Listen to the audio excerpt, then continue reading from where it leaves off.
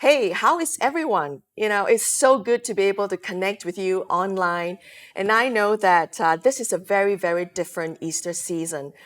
Usually there'll be crowds of people flocking to the churches. But now the crowds are missing because the world is on a lockdown in a war against the coronavirus. But the good thing is, I know that you are still at home watching online services very faithfully and praying together. So that is really, really good. I want to speak to some of you out there. You are the young people, and I know that you are kind of having a little bit of withdrawal symptoms because you're thinking to yourself, I have not met my large group of friends to hang out for a long time. And you're actually having a little bit of an argument with yourself in your head, and you're going, I need to meet my friends. I won't get sick. I will never get sick. In fact, I will never get sick because I'm so unpopular. Even the germs don't like me. Well, if that's what you're thinking, first and foremost, that's good. Let's pray and hope that the germs and the viruses continue to not like you. That's a good thing. But I just want to say to you, all the young people, we love you and I like you. I actually like you. And there's another group of people out there. I know that let me guess, I think you are probably in your pajamas. Well, that's really cool. You're watching this in your pajamas. I want to thank you for trusting me enough to wear your pajamas and watch this service. So, and then of course, there's another group of people there. You are the multitaskers. You are brilliant, brilliant people. You see, while your eyes is on your laptop catching this service on your screen, your hand is holding the handphone, texting away, and in the other hand, you have a cup of boba tea. So I know that you're brilliant people, but even brilliant people need to focus, right? So I need you to really focus today because this message is really, really going to bless you. Now, for the rest of you, you're watching with your family or a couple of friends with you. I just want to say hello to all the new friends. Now, the buzz of the Easter season may not be around, but you know what? Easter still holds a very deep meaning for all of us. So the setting may be different, but Christianity is still the same. Christianity is about relationship. It is not religion. And Jesus has not come to give you more rules, more regulations, more rituals, more religion, more restrictions. Jesus wants a relationship with you. And so today I have a great message for you, even as you're gathered at home to watch this. The title of my message is A House is Not a Home. And today I want to talk about the difference between a house and a home. Now, when I'm talking about a house, I'm usually thinking of where, because we usually ask, where is your house? So a house is a locality, is a place. A house is where. But that is for house. Now, for a home, when I'm talking about a home, I'm thinking of who. A home is a who because we usually ask people who is at home. So a house is just a building, but a home is different. It is who. It is about people. It's about relationships. It's about family. So a home has warmth and love. So home is not where, but who. So sometimes people ask you, they ask, where is your house? And they ask, where is your home? Now, to those two questions, we usually will answer something like this. We say, well, my house is in New York. It's a place in New York, but my home really is in Singapore because the home is where I have my family with me, and the home is where my friends are, and home is where I grew up. And in fact, home is where I retire to and die at the end of my life. So we all know right now that home is family, it's relationships, it's about people, it's about friends. And so right now you are at home and you're watching this service. You know what? You are not in the house. You are actually in a home watching this service because you have your family with you, because you have a couple of friends with you. And so you got to understand the first thing today is this: house is where, but home is who. And now, in the same way, church is a home. Church is not where, but who as well. So we ask people, where is church? And we will say, oh, our church is Heart of God Church, is at Paya Lebar, a place in Singapore. But some of you out there, you could be saying, oh, my church is in a city in Australia. Some of you saying, oh, my church is in a locality in South America. So where is church? When you ask the question, you're referring to a place. It is a place. But the more important question really is who are in church. And usually we'll say, oh, church has my friends in it. Church has my family in it. Now you must understand the who is always more important than the where. And that is why even with the coronavirus bringing the world into a lockdown, our church still can go on because we cannot be in a building. We may not be able to be in a place, but that's all right because church is always about the who. You can still catch church in your home because you have the who with you. Your family, a couple of friends, that's church. When they are with you, that's church. So wherever you are right now, this weekend, you are catching this service with your family and friends, you are with the who and you are the who. Church is not where. More importantly, church is who. Now, the most powerful thing about a church is the big who. It is the person of Jesus Christ. It is the presence of God. In Matthew 18:20, Jesus said this. He says, where two or three are gathered together as my followers, I am there among them. Isn't that a powerful verse? Jesus' presence, his presence is with us when we gather even as a small group of 2 and 3 in our family or with a couple of friends. See, for us, the place is not that important.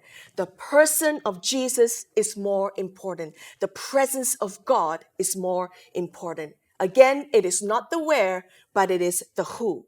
And so that's why we're still so excited to do church because church is at home. And guess who is there at home with us? The presence of God. The person of Jesus, the presence of God is still with us while we are at home watching a service like this. You know what? That is a powerful, tremendously powerful assurance for all of us because this has become a new reality for many churches.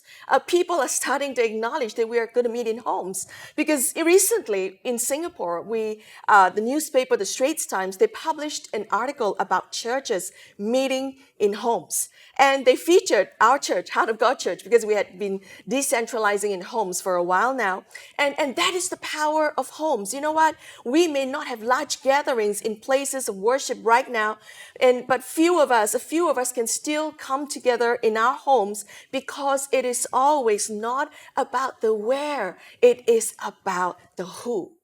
Amen. So when you have your family and your friends, we can still do church at home. Now, we have a saying in our church. We always say this. We say, church is where friends become family and family become friends. And so, for a church like ours, we have many youths that have grown up, who have grown up in this place over the last 2 decades. And right now they are young adults. And this group of young people, they literally grew up together in church. They've seen each other for a long time. And they have a very close, warm history together. So we say that they were friends, but now they have become family. And now for some of us, sometimes for you may have family, but sometimes our family are not our friends. We are closer to our friends than our family. And that is what was happening with some of our church people, right? But you know what they did? They brought their siblings, they brought their parents to church, and then their family used to be really always fighting and there were a lot of problems at home. But right now with Jesus in their lives, in their family, their relationships have healed and they have reconciled with each other. Right now, these family members, they have common interests, common vision, common purpose in church. And so we say that now their family has become friends. So church is where friends become family and family become friends. So, your own home is not just a house located at a place. It is about the who, not the where. And in the same way, you have also understood that church is about the relationships. The who is more important than the where. Well, heaven is the same. Heaven is also about who and not where. People love to ask this question all the time. They ask, where is heaven? Is heaven in the sky? Is heaven in an outer space somewhere? Or is heaven in a totally different dimension? Well, you have learned today, right? You've been taught that you always ask who is at home. It is always about people, family, relationships. And then you have also learned to ask who is in charge, because again, it is always about the who and not the where. It's about the relationships, the people, and the friends. It is the same for heaven as well. Heaven is not about the where. The right question to ask about heaven is who is in heaven? Because heaven is also about relationships. And if you would take a look with me in this interesting verses in the Bible, in John 14, verse 2 and 3, Jesus says this. He says, "There is more than enough room in my Father's home. And if this were not so, would I have told you that I'm going to prepare a place for you? And when everything is ready, I will come and get you, and so that you will always be with me where I am." These are the words of Jesus. What is he saying? Well, Jesus says that there is a lot of room in his Father's home. Heaven is his Father's home. Heaven is the home of God. It is God's home.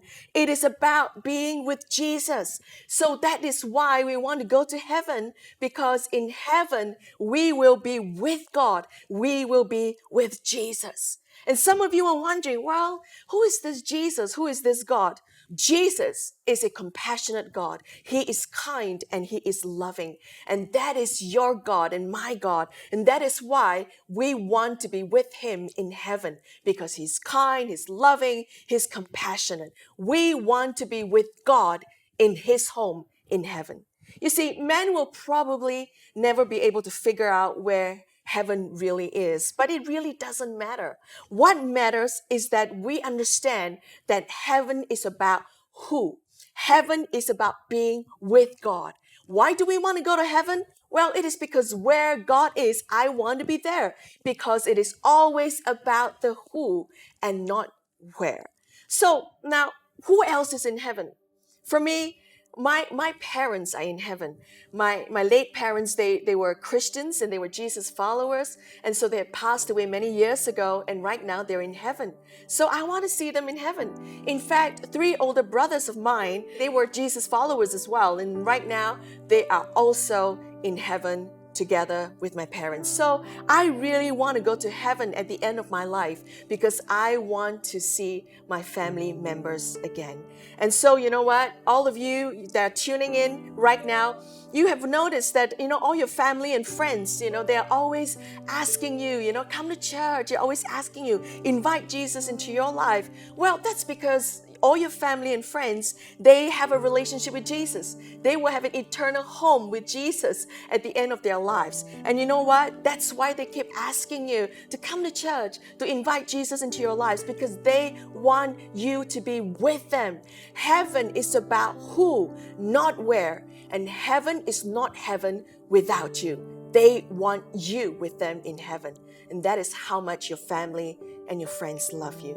And so we know heaven is not about where, but heaven is about who. So friends, who can enter into heaven? Remember, heaven is home. Heaven is God's home. And so as the same for similarly in your case and my case for our homes, we only invite those who have a relationship with us, who know us, into our homes. We will never invite strangers in. So in the same manner, if you want to enter into heaven, which is God's home, you need to know God. You need to have a relationship with God. Remember this, I keep saying it. Christianity is not a religion. It is a relationship with Jesus. And so today, will you invite Jesus into your life? Today, now is the opportunity for you to say, Jesus, I want a relationship with you. I know it's not a religion. Jesus, I want to invite you into my life, and I want you to lead me in my life. Now today, before we wrap up this service, I want to talk to 2 groups of people out there. You come from broken homes. And I know a lot of young people who come from homes that are so broken. You see, you may live in the biggest, nicest house, but you don't have a home. What is the difference between a broken house and a broken home? A broken house is easy to repair, but who can fix a broken home? Well, today I'm here to tell you that Jesus can fix your broken home.